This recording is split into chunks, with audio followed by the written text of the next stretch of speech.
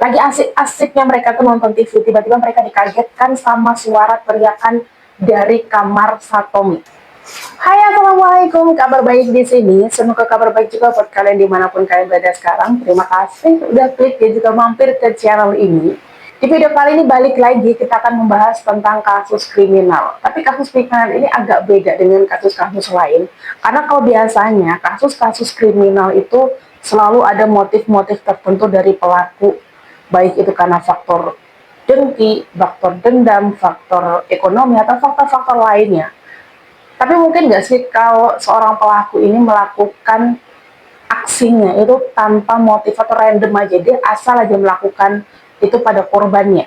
Seperti kasus yang dialami seorang gadis SMA di Jepang bernama Kitaguchi Satomi. Di mana Kitaguchi ini ditikam seorang laki-laki yang tidak dia kenal sama sekali di rumahnya. Sampai akhirnya dia meninggal. Dan kasus ini tuh baru terungkap 18 tahun kemudian. Itu pun karena tidak sengaja. Kayak gimana kronologinya? Sebelum aku lanjut di sini aku pengen banget minta dukungan teman-teman buat subscribe ke channel ini biar aku tuh semakin semangat nih kasih kalian kasus yang seru-seru lagi lainnya. So langsung aja kita ke kasusnya. Sebelum kita ulik kasusnya lebih dalam, kita kenalan dulu sama latar belakang dari korbannya, yaitu Kitaguchi Satomi. Jadi Kitaguchi Satomi ini adalah seorang gadis SMA yang berusia 18 tahun. Dia tinggal di Hatsukai Prefektur Hiroshima bareng kedua orang tua, nenek, dan juga adiknya. Uniknya, tempat tinggal Kitaguchi ini terdiri dari 3 bangunan, di mana kamar dari Kitaguchi ini ada di lantai 2 salah satu bangunan itu. Hari itu pada tanggal 5 Oktober 2004, sekitar pukul 2 siang, Kitaguchi baru saja pulang sekolah dengan mengendarai sepedanya. Sesampainya di rumah, Satomi memutuskan untuk istirahat. Tapi sebelum itu, dia berpesan kepada adiknya untuk dibangunkan di jam 4 sore karena dia harus berangkat kerja. 1 jam setelahnya, tepatnya di jam 3 sore, saat itu adiknya Satomi dan juga neneknya ini lagi ada di ruang TV di bangunan satu lagi tempat tinggal mereka ini. Lagi asik-asiknya mereka tuh nonton TV, tiba-tiba mereka dikagetkan sama suara teriakan dari kamar Satomi. Adik dan juga nenek Satomi yang mendengarkan teriakan itu langsung bergegas berlari ke bangunan di mana Satomi tidur. Setibanya mereka di bangunan tempat tinggal Satomi itu, nenek dan adik Satomi ini melihat Satomi sudah tergeletak tidak sadarkan diri di bawah tangga dengan badan sudah berlumuran darah. Dan ada seorang pria berdiri di sampingnya dengan pakaian hitam membawa sebilah pisau menatap tajam kepada mereka berdua. Merasa kondisinya nggak aman ini, adik dan juga nenek Satomi itu bergegas untuk berlari meninggalkan tempat itu, berusaha untuk minta pertolongan. Tapi karena nenek Satomi ini udah berusia, tidak bisa dong pastinya dia berlari dengan cepat. Sampai akhirnya ya pelaku ini bisa menangkapnya dan menikamnya di perut dan juga punggungnya sebanyak 10 kali. Tapi meski begitu, dalam keadaan yang lemah dan tidak berdaya itu, nenek Satomi masih sempat menghubungi polisi sampai akhirnya dia juga tidak sadarkan diri. Sementara adik Satomi, dia berhasil berlari sejauh 30 km untuk mendatangi sebuah toko yang ada di dekat bangunan itu. Adik Satomi kemudian minta tolong pada pemilik toko itu untuk menghubungi polisi. Tapi sayangnya, sesampainya polisi di TKP, pelaku sudah berhasil melarikan diri. Investigasi pun mulai dilakukan dengan mewawancarai orang-orang sekitar Satomi, mulai dari keluarga, teman, dan juga sahabat, bahkan tetangga kanan kirinya pun ikut diwawancarai. Menurut mereka, kemungkinan untuk Satomi memiliki musuh itu sangat kecil, karena Satomi ini dikenal sangat ramah baik kepada siapapun.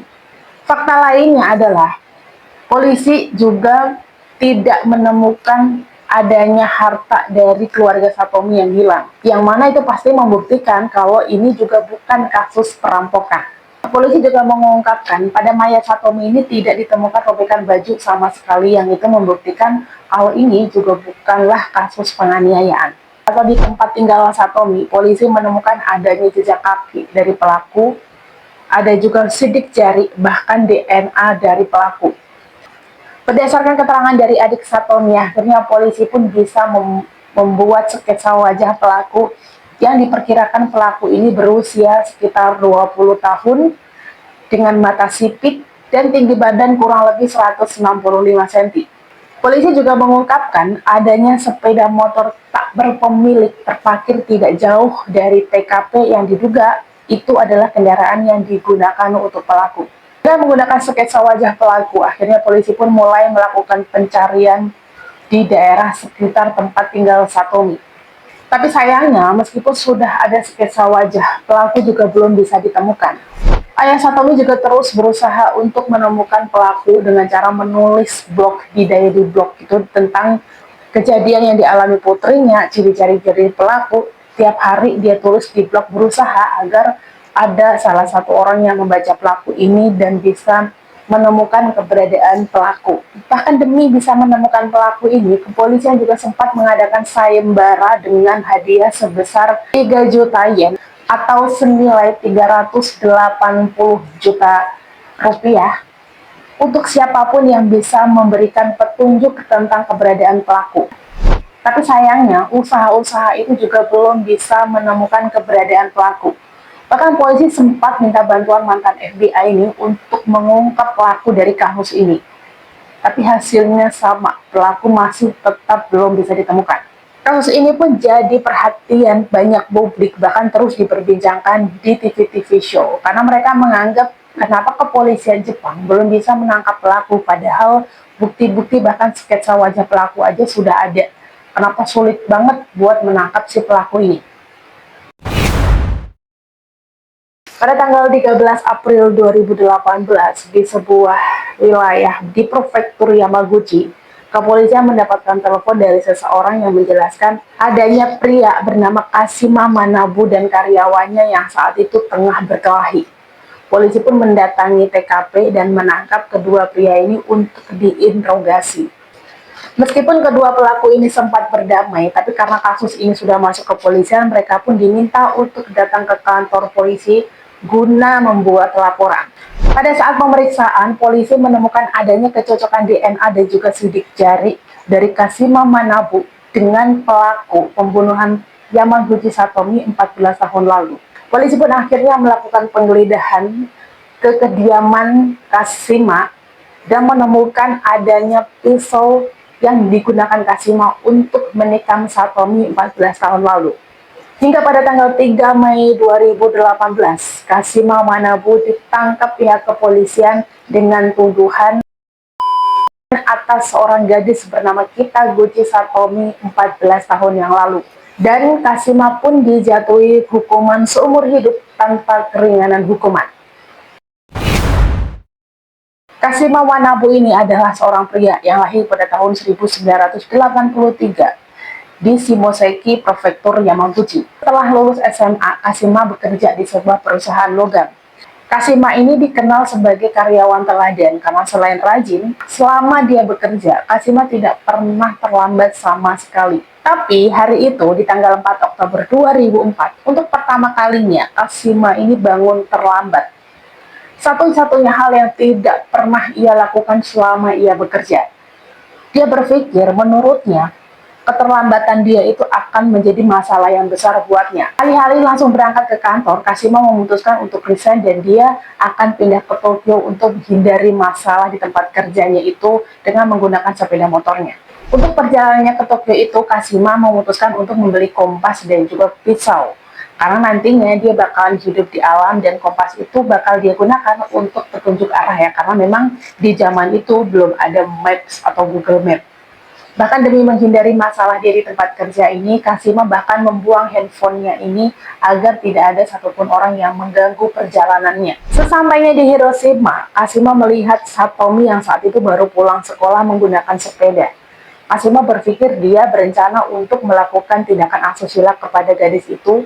Dia pun diam-diam mengikuti Satomi sampai ke rumahnya. Dan Kashima berhasil masuk ke rumah Satomi pada pukul 3 sore. Di dalam kamar itu, Satomi yang saat itu tengah tertidur dikagetkan karena kemunculan seorang pria di kamarnya. Tapi Satomi tidak bisa bergerak karena Kashima menodongkan pisau di lehernya. Dengan sekuat tenaga, Satomi berteriak dan berlari meninggalkan Kashima. Tapi sayangnya, pada saat sampai di tangga, Satomi ini kepleset dan berguling jatuh. Meski keadaan Satomi saat itu sudah tidak berdaya karena kepleset di tangga tadi, Kashima terus menikam Satomi sampai Satomi tidak sadarkan diri. Aksinya itu dilihat oleh nenek dan juga adiknya. Tanpa berpikir panjang, Kashima pun langsung melakukan hal yang sama kepada neneknya. Setelah aksi kejinya itu, Kashima akhirnya memutuskan untuk kembali ke Yamaguchi dan bekerja di perusahaan lain. Kepolisian juga menjelaskan kalau Kashima melakukan tindakan keji itu tidak berdasarkan motif apapun, itu hanya spontanitas dia aja. Karena niat awalnya dia akan melakukan tindakan asusila, tapi karena Satomi melawan, dia pun akhirnya melakukan tindakan keji itu. Gimana menurut kalian, pendapat kalian? Gas ngeselin banget gak sih Kashima? Kira-kira hukuman seumur hidup itu sudah cukup membayar kesalahan dia apa belum? Kalian boleh banget komen di bawah ya. Jangan lupa buat like kalau kalian suka, dan sampai ketemu lagi di video aku selanjutnya. Wassalamualaikum warahmatullahi wabarakatuh.